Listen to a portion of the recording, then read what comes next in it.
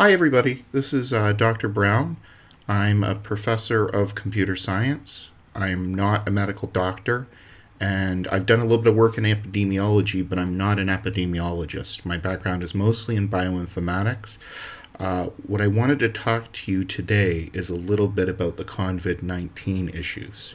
So today I have no classes at the university, and I have no meetings with students, so I'm right now in a bit of self-isolation in Kazan inside of my home office. So I'm working from here today, and this is partially in order to bring down the number of nodes within my connection graph. So throughout the day, we're going to meet with a whole bunch of people. We're going to shake hands, we're going to converse with them, we're going to have interactions with them. Normally, this is perfectly fine. In fact, this is normal social behavior amongst humans. However, every one of these interactions is now a potential disease pathway for this virus. This virus has a very high infection rate, and because of this, distancing is one measure that can be done in order to prevent the transfer of the virus between different people. So I know everybody is scared of this, and that it seems weird that we're shutting down airports, we're shutting down things that happen inside of daily life. But part of this is we are trying to strangle the transmission network. If we consider this to be a complete graph, like everybody that you bump into could either transfer the virus to you or you could transfer the virus to them, just think about that. That's n by n minus 1 over 2 potential pathways for transferring the virus. So anyone that we can lower that brings down the amount of transference. You might have also seen some talk about lowering the curve, and this has to do with the amount of infectious cases per time step within the world. If we were to simulate this, what we're trying to do is kind of have that infectious peak drop down. This is very important because what we're trying to do is limit the amount of pressure upon the healthcare system. There's only a certain number of ventilators and infectious disease control units that can be dealing with this at any one time. So it's very important right now, and you can kind of see what's happening inside of Italy, where it's broken through that and they're having massive problems in their healthcare system, is that we lower that curve substantially across the world. So it's not just from the fact of, well, I'm young, I'm healthy, I will get better from it, but it's also having to do with your contact with other people inside of the area. For example, my wife has asthma. It would be very dangerous for her to get it. So therefore, I can't get it because my daily interactions with her are so common that if I get it, it's very highly likely that she gets it. Now, if we look at that as extending out the graph one step, who do I interact with on a daily basis? Well, I interact with students, I interact with other faculty, I interact with graduate students. So now, if those people get the disease, I'm of a higher chance to get it. Then we can move back out this graph.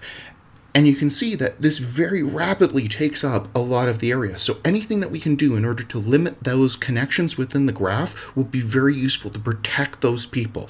This is where you kind of see the talk of herd immunity, that if you have this kind of breakup amongst the herd, that there isn't this ability for it to transfer and burn through the society. So what are actionable steps that you can take today, right now? 1, try to limit interaction. So this has to do with your immediate friend group. This also has to do with what you're doing inside of society, and to try to limit that and break down that network. 2, limit your travel. If you don't need to go somewhere, probably don't.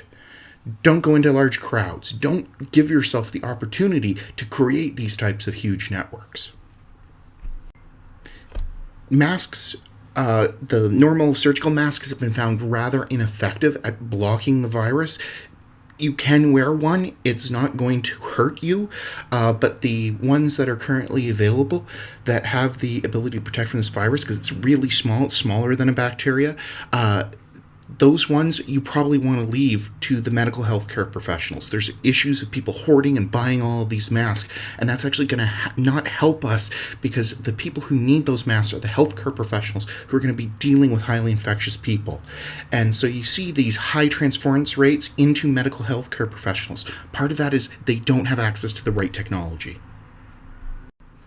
This is also a period in which we have a larger pollen count. We're moving into spring, so therefore people will have allergies. You're going to be coughing, sneezing, the normal sort of things that humans do.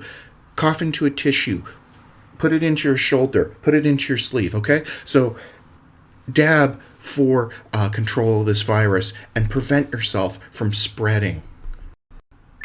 Next, when it comes to surfaces, there's lots of different surfaces that we touch on a daily basis. We have our computers, etc. Get some alcohol wipes, get some sanitary supplies, wipe down those surfaces commonly, clean them, okay? Now, a few things with the cleaning. So one of the common cleaning materials is isopropyl alcohol, and this usually comes in a 91 or 70 bottle, and I've seen basically reports of 91 is out of stock right now.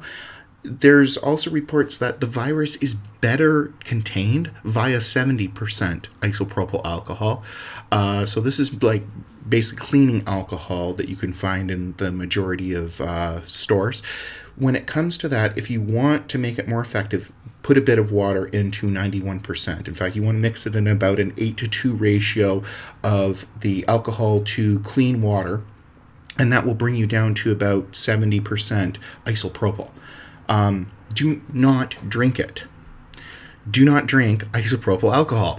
Isopropyl alcohol, there's this enzyme inside of you known as alcohol dehydrogenase, and alcohol dehydrogenase is what metabolizes inside of your system and prevents you from getting drunk.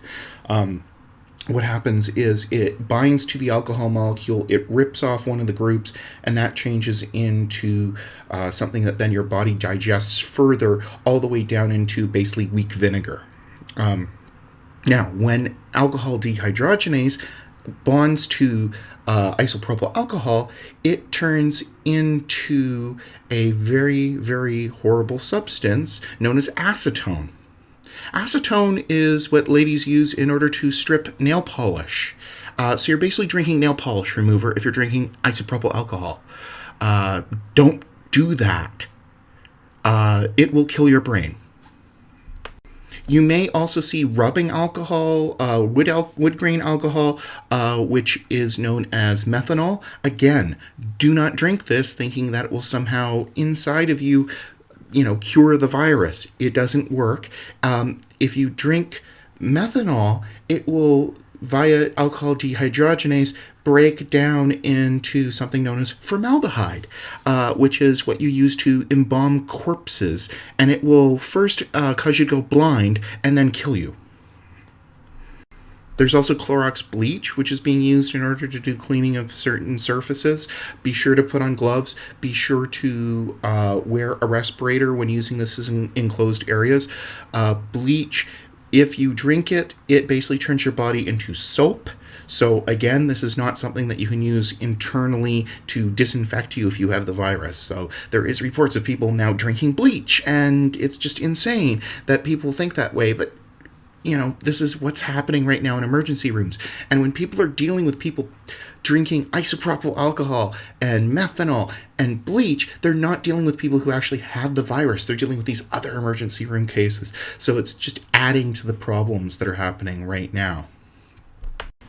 Now, I know that it's scary, and there's a lot of news out there that is not actually true about the virus, and that is just kind of like hype in terms of it.